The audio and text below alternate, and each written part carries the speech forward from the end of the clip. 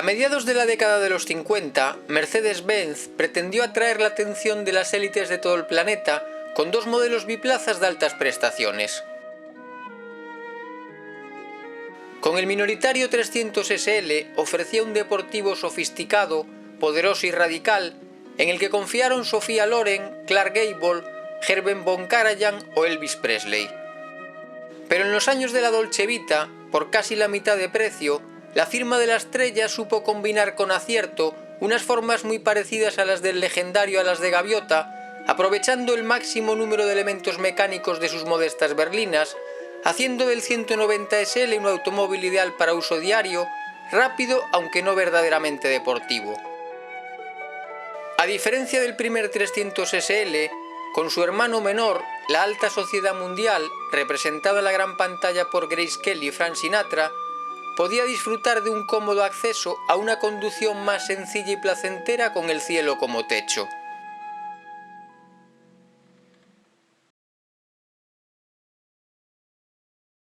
En febrero de 1954, Mercedes-Benz presentaba en el Salón de Nueva York dos bellos biplazas bajo las siglas SL, que hacían referencia a lo deportivo y ligero de sus carrocerías. Ambos nacían de la insistencia del célebre Max Hoffman, importador de la firma para el mercado americano desde hacía un par de años, que conocía mejor que nadie la apetencia americana por los refinados deportivos europeos. En su propio stand del certamen neoyorquino, el 300 SL se mostraba perfectamente definido como modelo de serie, mientras que el 190 se exhibía como prototipo. No será hasta el Salón de Ginebra de 1955 cuando se dé a conocer la versión definitiva, comenzando su producción en mayo de ese año. Comparado con el anticipo de Nueva York, el 190 de calle verá modificados sus parachoques, pilotos y pasos de rueda traseros, y en el caso de la Calandra dejará de estar integrada en el largo capó, desapareciendo también de este la toma de aire. Los estilistas de la casa alemana Wilfer, Hacker y Arens consiguieron reproducir las musculosas formas del 300 SL, conservando la misma distancia entre ejes de 2,40 metros en una carrocería 30 centímetros más corta.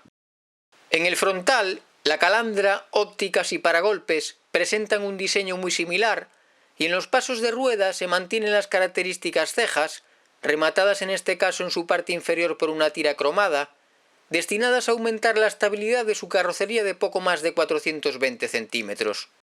En la parte trasera, a diferencia del 300 SL, los pilotos se sitúan verticalmente y tendrán un diseño semejante a los de la familia Pontón, colgando los catadriópticos del propio parachoques. Para contener el peso en los 1.140 kilos declarados por el fabricante, tanto el capó delantero como la tapa del maletero y las puertas están realizados en aluminio. Desde su lanzamiento a mediados de 1955, el 190 SL contó con la posibilidad de disponer de techo rígido desmontable, inicialmente en aluminio, adoptando entonces la denominación coupé, pero Mercedes nunca ofreció a su clientela la combinación de techo duro y capota de lona. Nuestro protagonista es un Roadster que abandonó la factoría de Stuttgart en 1956, año en el que Mercedes rozará los 70.000 turismos manufacturados. De ellos, tan solo un 5% se corresponderá con una de las 4.032 unidades fabricadas del 190 SL esa temporada, el año de mayor producción de estos biplazas hasta su cese a comienzos de 1963. Así como el acceso al 300 SL a través de sus míticas alas exigía ciertas dotes de contorsionismo, acomodarse en el habitáculo del 190 SL no plantea el menor problema, siendo la distancia entre el asiento y la capota tan solo un centímetro inferior al de una berlina Colas. Se mantiene, eso sí, el exquisito acabado y el diseño barroco del salpicadero en el mismo color de la carrocería, repleto de mandos cromados. El enorme volante de baquelita blanca cuenta con un anillo metálico a través del que se accionan la bocina y los intermitentes, y la instrumentación es muy completa, ya que incorpora cuentarevoluciones y manómetro de presión del aceite. Tan solo se prescinde del indicador de la temperatura de este líquido al compararla con la del Gullwing. El 190 SL contaba con la opción, no disponible en nuestra unidad, de un asiento trasero en el que un tercer pasajero podía desplazarse transversalmente al sentido de la marcha, en el lugar en el que habitualmente se situaba parte del equipaje. Con su hardtop o su capota blanda, El 190 había indicado el camino a seguir a su excitante hermano de puertas aladas, que en 1957 perdía para siempre su techo y se convertía también en roadster. El caluroso y claustrofóbico interior de los primeros 300 SL poco tiene que ver con el de su pariente más modesto, en el que en pocos segundos, tras liberar 3 anclajes, abatir su capota y colocar su protección, podemos rodar plácidamente bajo el sol o las estrellas. A diferencia del 300 SL, cuya capacidad de carga se limitaba prácticamente al hueco situado tras los asientos delanteros, el 190 SL dispone de un generoso volumen en su portaequipajes. El depósito de combustible se reduce aquí de 130 a 65 litros y la firma ofrecía a sus clientes un juego de 5 maletas diseñadas para aprovechar al máximo el espacio disponible.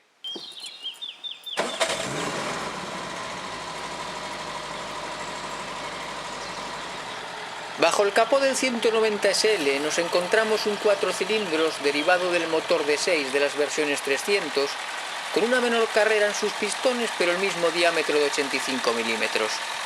Este moderno monoárbol en culata de aluminio, con 3 puntos de apoyo en su cigüeñal y cotas supercuadradas, nada tenía que ver con los de válvulas laterales empleados hasta entonces en las berlinas 180.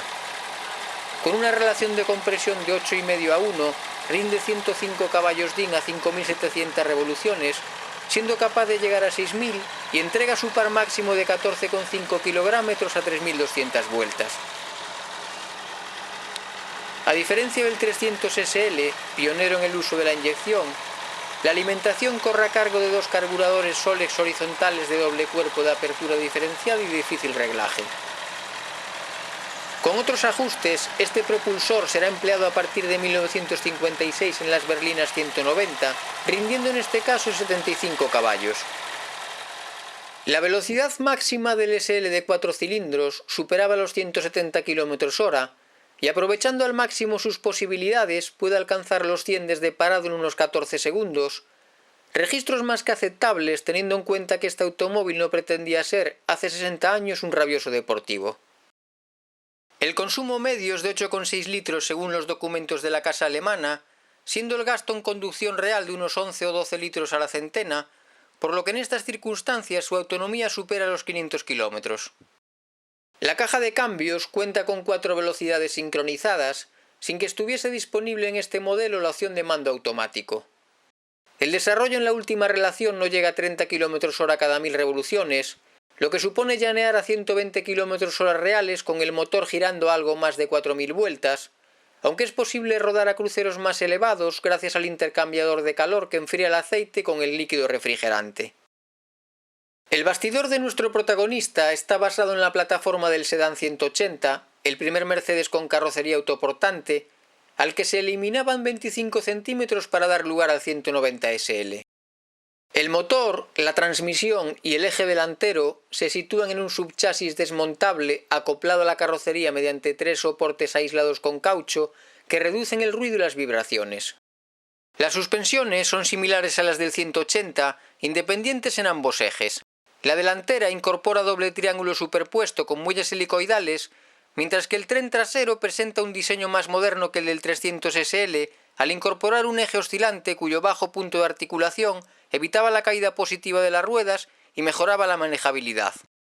La dirección adopta el clásico diseño de bolas circulantes de la firma alemana y con 3,5 vueltas entre topes actúa sobre unos neumáticos de 6,4 pulgadas de anchura, equivalentes a unos 160 milímetros, montados en llantas de 13 pulgadas de diámetro. Los frenos del 190 SL contarán a lo largo de toda su vida comercial con tambores aleteados en las 4 ruedas y estarán asistidos mediante servofreno desde su segundo año de producción. Será este apartado el más discreto de todo el conjunto mecánico debido a su posible desfallecimiento en un uso continuado. Durante las 9 temporadas en las que estuvo en producción el 190 SL, un 40% fueron comercializados en Estados Unidos, su principal destino, donde habían llegado al razonable precio de $3.998 frente a los casi 7.300 de su hermano mayor. Esto representaba duplicar la tarifa de un modestísimo y poco comparable Volkswagen 1200 convertible y situar su importe algo por encima del de 2 míticos deportivos europeos comercializados allí también por Hoffmann. Un Jaguar XK140 con casi 200 caballos se ofrecía al imbatible precio de $3.500 y un pequeño Porsche 356 Cabrio de 1.500 centímetros cúbicos se aproximaba a los 3.700. Respecto a los modelos locales, un Ford Thunderbird de similar planteamiento que el Mercedes costaba $2.944, 10 más que un Chevrolet Corvette, mientras que la gama Cadillac comenzaba entonces en $4.375, casi el mismo precio que el del biplaza alemán equipado con la opción de techo duro. Desde su llegada a los concesionarios, el Mercedes 190 SL fue favorablemente acogido por la prensa especializada mundial. La revista inglesa Autocar destaca de este incansable vehículo de estimulante conducción el buen compromiso entre la seguridad y confort de la suspensión y su consumo razonable. La postura de conducción, condicionada por el tamaño del volante, y la posición de algunos mandos e indicadores, ocultos en la parte inferior del salpicadero, se notan como puntos a mejorar. Autosport presenta al SL como un vehículo extremadamente lujoso, magníficamente acabado y excepcionalmente fácil de conducir. Su caja de cambios, tan deliciosa como la del 300 SL en su manejo, aunque mucho más lenta, se adapta perfectamente a un motor no demasiado elástico, aunque capaz de prestaciones notables. La revista Motor Racing Magazine destaca del 190 Superleggers su espacioso puesto de conducción, la amplitud de su maletero, el poder de sus frenos, un comportamiento en carretera realmente impresionante y la capacidad para poder rodar con tranquilidad a cruceros de entre 130 y 145 km por hora. Por último, Road & Track añade a su legendaria calidad de fabricación una excelente visibilidad y considera el propulsor del SL uno de los 4 cilindros más silenciosos de la oferta americana, aunque careciese de vivacidad en su última relación a la hora de ascender pendientes pronunciadas.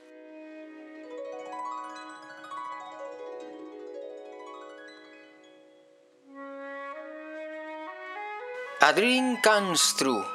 Un sueño se hace realidad. Así había presentado Mercedes hace 6 décadas un turismo deportivo que, eclipsado o arropado por el 300 SL, debía venderse en grandes cantidades en los mercados del glamour y permitir a la marca de la estrella obtener notables beneficios. Rainiero de Mónaco, Alfredo Di Stéfano, Carmen Sevilla y casi 26.000 afortunados más quizá fantasearon con un deportivo con alas de gaviota, pero el que acabó por cumplir sus sueños más terrenales fue el Mercedes 190 SL.